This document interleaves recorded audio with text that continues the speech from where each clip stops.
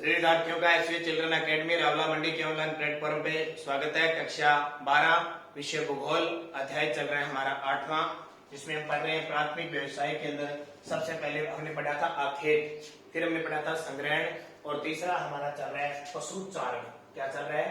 पशुचारण, जिसमें हमने एक बात पढ़ ली थी, उष्णकटिबंधीय घास के मैदान पढ़े थे। शायद याद होगा आपको उष्णकटिबंधीय घास के कौन कौन से।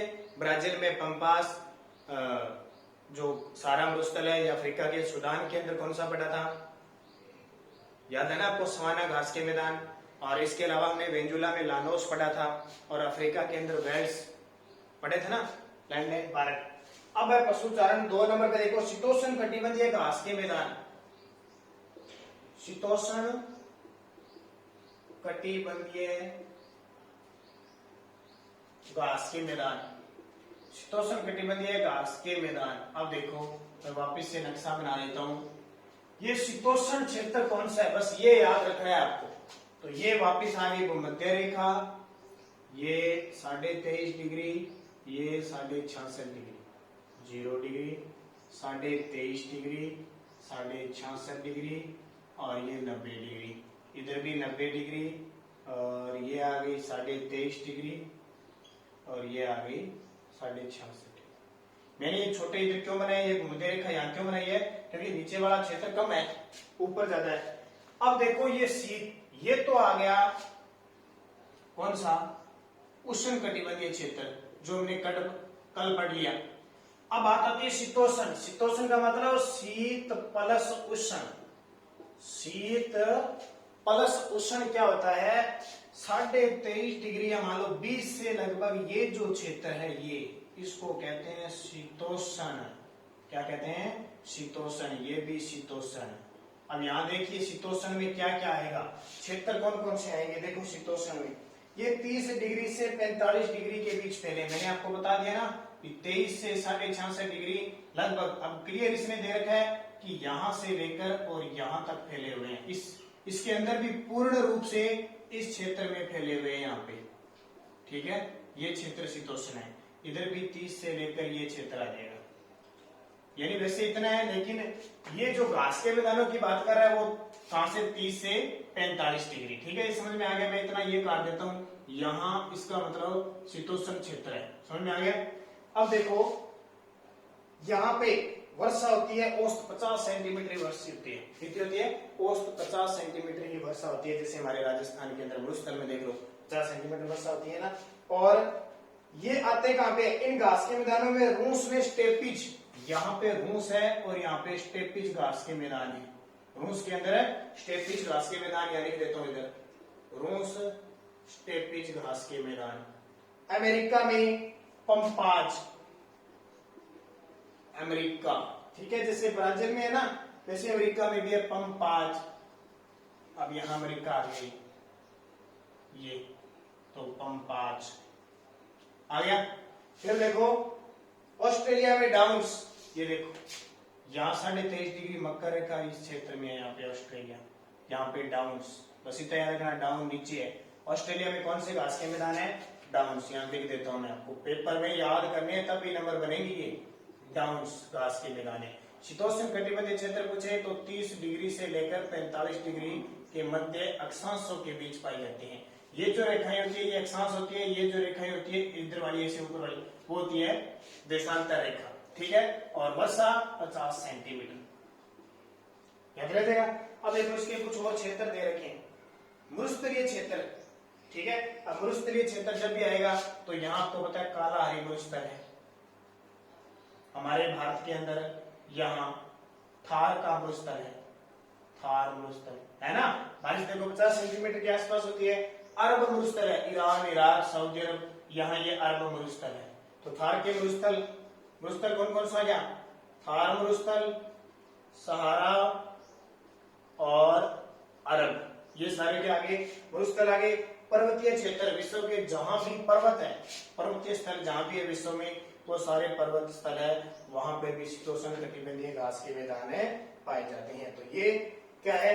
कि पशुचारण है। अब पशुचारण अलग अलग प्रकार के होते हैं, जलवासी पशुचारण और वाणिज्यिक पशुचारण। जलवासी यानी घूम फिर के अपना गुजारा ही करते हैं, पेट करते हैं। एक होता है वाणिज्यिक पशुचारण जिसमें व्यापार किया जाता है पशुओं का, चराया भी जाता है उनको, लेकिन उनका व्यापार भी किया जाता है, उनके बारे में हम चर्चा करते हैं। तो ये समझ में आ गई होगी बात। एक तो उष्ण कटिबंधीय क्षेत्र है और एक शीतोष्ण कटिबंधीय क्षेत्र है। तो शीतोष्ण में रूस में स्टेपी, अमेरिका में पंपाज, ऑस्ट्रेलिया में डाउन्स, थार मरुस्थल, सहारा, अरब मरुस्थल, पर्वतीय क्षेत्र। अक्षांशों में कहाँ पाए जाते हैं? 30 से 45 डिग्री मध्य अक्षांशों में और 7 सेंटीमीटर तक। ये मैंने आपको नक्शा बता दिया, पंपाज, स्टेपी, अरब, थार मरुस्थल और डाउन्स, कालाहारी मरुस्थल।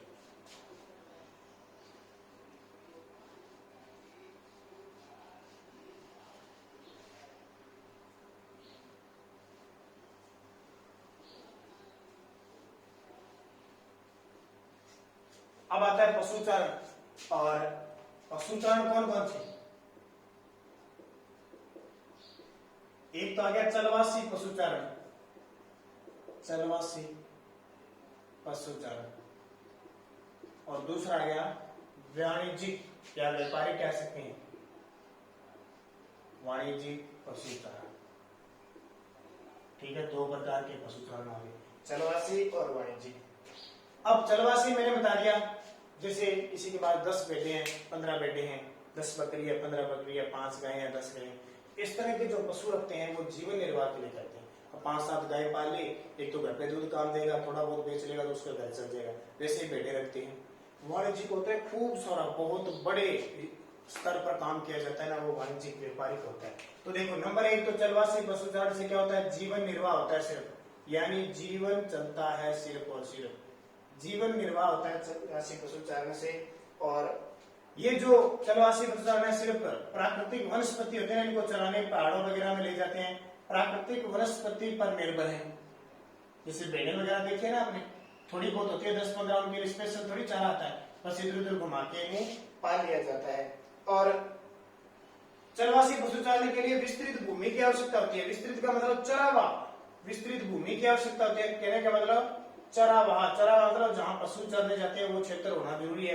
नहीं तो चलवासी, चलने का मतलब चल फिर के, घूम फिर के इनका पालन किया जाता है, पशुचारण किया जाता है। और इनकी संपत्ति इनके पशु ही होते हैं।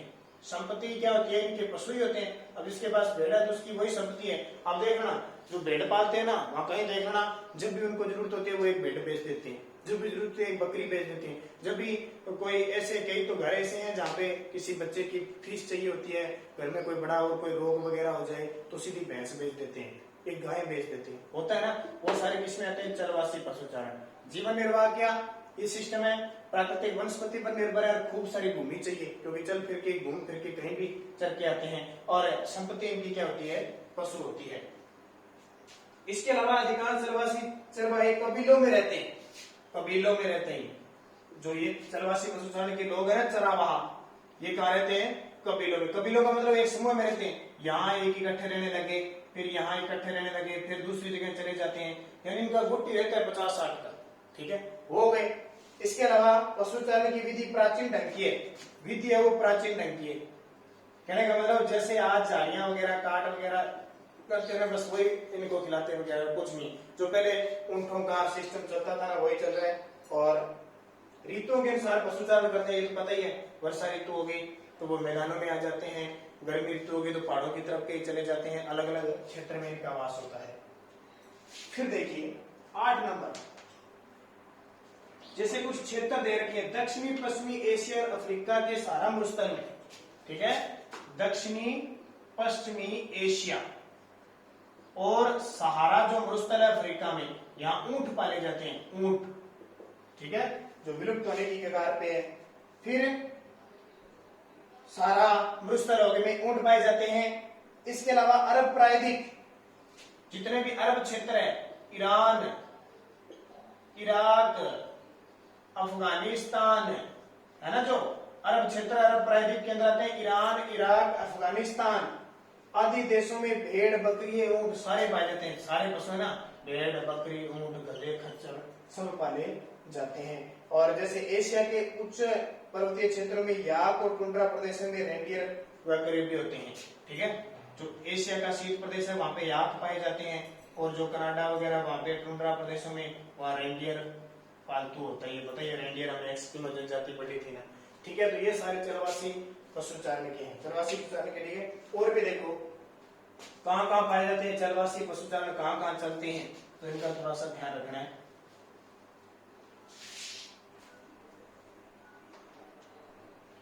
जैसे हिमालय, हमारे भारत के हिमालय क्षेत्र में, जो हिमालय क्षेत्र है वहां पे कुछ जातियां हैं जो पशुचारण करती है। कौन कौन सी? गुर्जर बकरवाल, गुर्जर बकरवाल की जातियां हैं जो पहाड़ों पे पशु चराती है। गद्दी बूटिया, गद्दी और बूटिया ये क्या करती है? पशुचारण का काम करती है। कहाँ पे? हिमालय क्षेत्र में। इधर आपका उत्तराखंड है, जम्मू कश्मीर है ना, इधर काम करती है। तो इनका सिस्टम क्या होता है? जब गर्मी होती है तब तो पहाड़ों के ऊपर चले जाते हैं, और सर्दी होती है तो मैदानों के अंदर आ जाते हैं। खास करके कहाँ पे? उत्तराखंड और जम्मू कश्मीर में, दो क्षेत्रों में। हिमालय क्षेत्र है वहां आ जाता है ध्यान रखना। इसके अलावा देखो ये जो चरवासी पशुचारण है निरंतर घट रहे हैं। घट क्यों रहे? इसके दो कारण है। कौन कौन से? नंबर एक तो राजनीतिक सीमाओं का अधिरोपण हो गया। मान लो आज राजस्थान में तो उत्तर प्रदेश में जाके पशु चराएगा तो या तो उस पर टैक्स लगेगा या फिर उसको पूरा डिटेल पूछा जाएगा, उसको जाने नहीं दिया जाएगा। एक तो ये समस्या, और दूसरी कई देशों द्वारा नई बस्तियों की योजना बनाना, यानी ठीक है नई नई बस्तियों का विकास हो रहा है, नई नई बस्तियों का विकास हो रहा है, तो इससे क्या है? पशु चराने की जगह बहुत कम रहेगी। उद्योग लग रहे हैं, खेतों की जगह उद्योग लग रही है, तो पशुओं को चराने की जगह नहीं मिलेगी नहीं। तो ठीक है, बाकी ये थोड़ी बहुत बातें सिंचाई वगैरह हो रही है। 2 नंबर आता है वाणिज्यिक पशुचारण। कौन सा? वाणिज्यिक पशुचारण। थोड़ी थोड़ी बातें इसमें पढ़ लेना, क्योंकि ज्यादा इसमें कोई बताने वाली बात नहीं है, सीधे से नॉर्मल सी गाड़ी दे रखी है। बस आपको पता होना चाहिए किधर कौन सी शीतोष्ण है, किधर कटिबंध है, सारे ये पता होगा तो अपने आप इसको आप हल कर सकते हो। 2 नंबर आता है वाणिज्यिक पशुचारण। वाणिज्यिक पशुचारण तो व्यापार के लिए जो पशुचारण किया जाता है वो वाणिज्यिक आ गया।